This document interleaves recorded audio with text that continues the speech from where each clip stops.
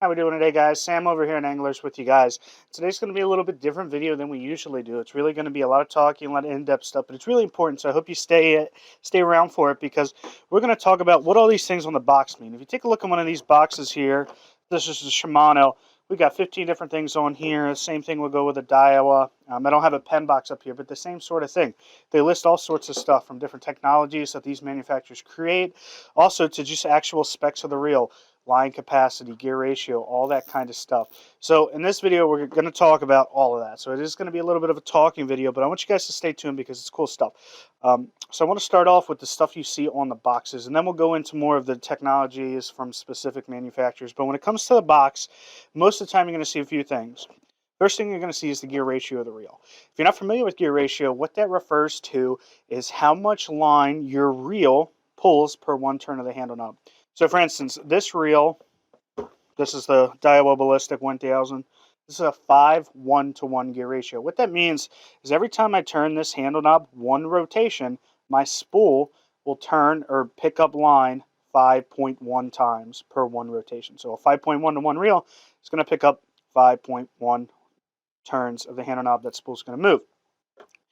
So you'll see really high gear ratios, like some of this stuff is the HD from Shimano. This is a 7.4 gear ratio reel, which is a lot faster than you're going to see on like a spinning reel or even a reel like this. This is the Penn Squall 30. It's really popular. This is probably somewhere around a 3.1 to 1 or 2.5, but it's very short. That being said, this is still going to pick up more line per handle turn because our spool is much larger. So even though this might only go 3.1 times per turn of this handle, I'm still picking up more line because the spool is 3 or 4 or 5 times bigger than a lot of other of these reels. So that's really important. So determining gear ratio is important sometimes, and really in other techniques, it's really not that important. When you really want to worry about it is really in the bass world. They worried about it a lot because reels like this, we fish a lot of bait casters in the bass world. We have so many different lures we throw when we're bass fishing. We'll throw big, heavy crankbaits that weigh two ounces, and they got a big bill, and they create a ton of drag. Just like going up a hill with a bike, the last thing you want to do is be in really high gear trying to get up that hill. The same thing goes for fishing some of those heavier lures. If I'm fishing a really big crankbait that has a lot of drag, if I'm fishing a high-speed reel like a 7.4 or an 8:1 gear ratio, it's going to put a lot of drag on my hand. I'm going to get really fatigued. In that case, I want to step down, go maybe to a 6.1 or 6.3 or something in the 5-speed. That's going to be important for your big lures, especially in the bass world. But when we're in the spinning reel world or we're fishing this inshore waters we do with these 2500, 3, 4, 5000 series reels, you really don't get an option a lot of times. It's usually just 5.1 or 5.3, or some of the faster ones might come in at like a 6.0 to 1. So there's a lot of options out there, but that I think I want you to keep it pretty simple. If you're worried about inshore fishing, really don't worry about that too much because we're working lures with spinning gear. A lot of times we're not putting very much torque on our hands because spinning reels in general just are more free floating. They have a little bit more power compact into one frame. With a bait caster, sometimes it can be important because it's such a small reel with such small gears that you don't want to start overworking yourself. Another time you might want to be worried about gear ratio is the cover that you're fishing in. If I'm fishing in open water and catching stripers in big open water, I have a lot of time for those fish to run, to do whatever they want. But if I'm really tucked back in a cove, I want that ability to wrench down with a lower speed sometimes so I can really wrench down on that fish and pull them out of that cover. There's two schools of thoughts to that. Some people who are young and strong, they like that 8-speed because it picks up so much line, they can get that fish out of cover much quicker. But more often than not, I think if you're fishing in really heavy cover, it's nice to have a little bit more leverage, especially in the inshore world. In the bass world, it's a little bit different because they go really complex. The next thing I'm going to talk to you guys about is your drag. So there's two materials our drag is made out of. It's either made out of felt or carbon, and both of them have their trade-offs. Felt is always going to be much smoother, and that's really one of the most important things with a drag is how smooth that drag is, because we don't want that thing to go rint, rint, rint. When a fish is trying to pull, you might pull the hook out, break the line, all those kind of things. So drag is really important. Typically speaking, you'll see felt on cheaper reels though, because it's easier to manufacture, easier to make. You'll see carbon on some of the higher end reels. Even though it's not as smooth, it lasts much longer. And at a higher end reel, they have the ability to make that carbon a little bit smoother and get you where you want to be. So What does all that mean? Well, don't really worry about it. If you're fishing a high-end reel and it has a carbon drag, you're good to go. It's going to last a little bit longer. If you're fishing a more affordable reel in those sub $100 categories, you're going to see a lot of that felt drag, and that's okay too. It's not going to last as long as the carbon drags, but you're still going to get that smoother drag at that more affordable price point. So drag isn't really a big deal. A lot of people get hung up on drag poundage. Like you'll see this Daiwa 1000 Ballistic. It's 11 pounds of drag on this little tiny reel. You're never going to be fishing 11 pounds of drag on any of these reels. We're typically fishing light line on something like this 4, 6, 8 pound test. I might only have 2, 4, 5 pounds of drag pressure at the most. So drag poundage, most of these reels today are getting really high. So you'll see a reel like this Corrado, if it tells me on the box, 11 pounds on something like this, that's plenty sufficient. The Coastal here, 11 pounds. This is a Spheros, more of an inshore reel. It comes with 20 pounds of drag. You're never going to need that amount of drag. Typically on a 3000 series reel here in the bay, we're fishing 10, 15, 20 pound braided line. And we're really never going to be fishing over 6 or 8 pounds of drag. So make sure it's more important about the materials of that drag than it is anything else. The next thing you're going to run into is bearing count. And a big misconception a lot of people look at is more bearings are better. Well, that's not always true, especially in more affordable price point reels. Bearings are important when they're in the right spot. If they're not in the right spot, I don't care if you have 10 bearings in a reel. That's nonsense. You don't really need that much.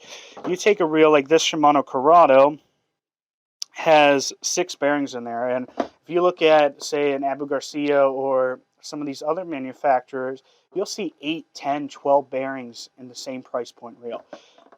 That's unneeded. A lot of those bearings you'll actually find in the handle knobs. And I could care less if my handle knob could spin 30 seconds at a time. That doesn't really help me for anything. Where do you want those bearings? On a bait caster, it's more important to have them on each side of your pinion gear because we have a lot of compact pressure in this. It's nice to be able to have bearings on each side of our pinion gear. And if you're not familiar with what that pinion gear is, it's the gear that runs off of your main gear. That's really important to keep that pressure kind of throughout the reel without just putting a lot of pressure on that pinion gear in one spot when you're hooked up to a big fish. Those bearings that ride on either side, that's really important. On a bait caster, it's nice to have bearings on each side of the spool. It's going to help you with casting distance, help you with the accuracy of your casting. That's 4 bearings. That's not very many. And you'll see a lot of these reels, especially from Shimano and Daiwa, they don't have a ton of bearings in there. And the reason they do that is they're able to spend more money on other technology in that reel and really make it a lot better of a reel, even though it doesn't have that high bearing count. So one thing you should be a little suspicious at is if you're looking at a sub $100 reel and it has 6, 8, 10 bearings in there, it's probably really cheap bearings because good quality bearings cost a lot. And to put 6 and 8 or 10 of those in something like a $100 reel is really tough to do. So those bearings are going to be cheaper. The last thing you want is bearings to start to corrode on you. So you're fishing a $80 reel, $100 reel, and it's got all these bearings in there.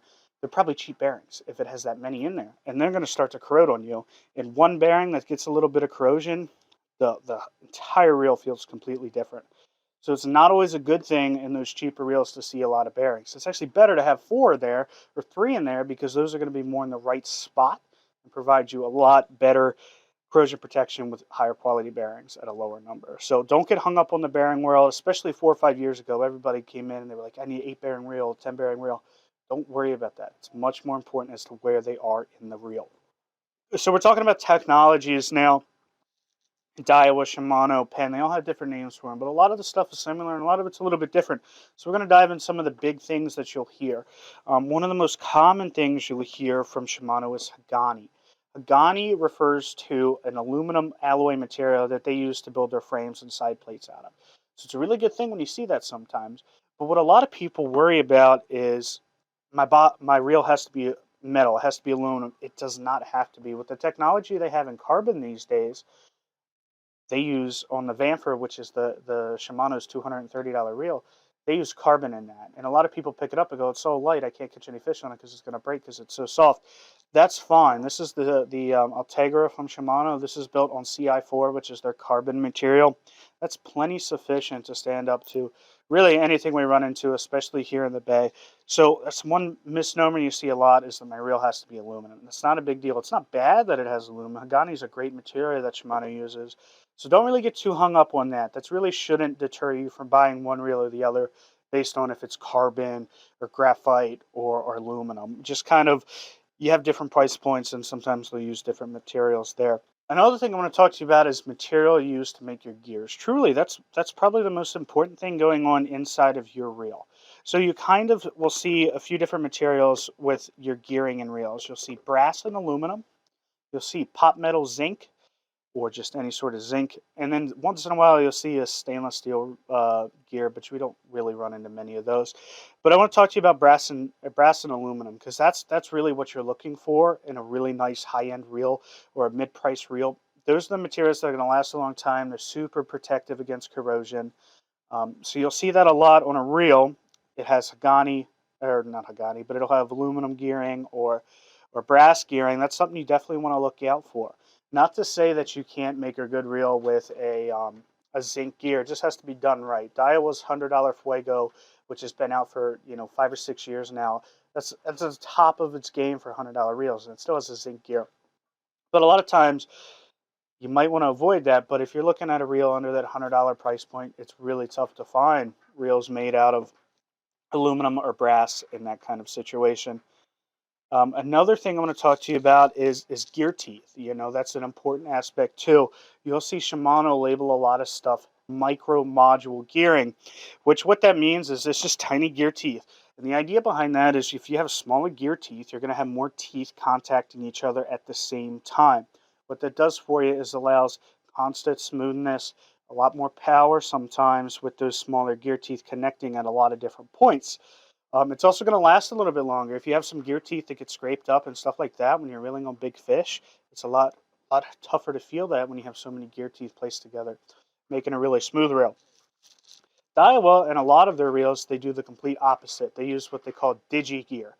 Digi gear is a whole polar opposite. It's bigger gear teeth with bigger gears, and the idea behind that is you're just getting more power out of that. You have smaller gear teeth together, you get more of that oscillation feel. Not that you don't get that in Shimano, but it's just different ways to do things. You'll see the bigger gears a lot of times in the Daiwas, and the Shimanos will have smaller gears with those more micro gear teeth, which is a great thing.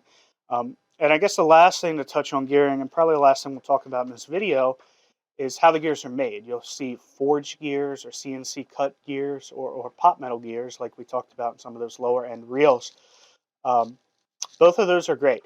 If you machine cut gears and forged gears, Shimano really masters that forged gear stuff. You'll see a lot of their reels marketed with forged gears. What that means is that metal is pressed together so you get the strongest possible metal as you press it together to form these gears. Daiwa and Penn, you'll see mostly machine cut gears. I think Daiwa does on some of their reels have forged gears, but most of them are machine cut. And what that means is just CNC machine cut, which is fine.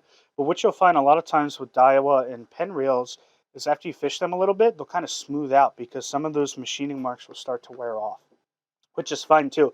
So that's something to also keep in mind when you're picking up a reel in the case at a shop.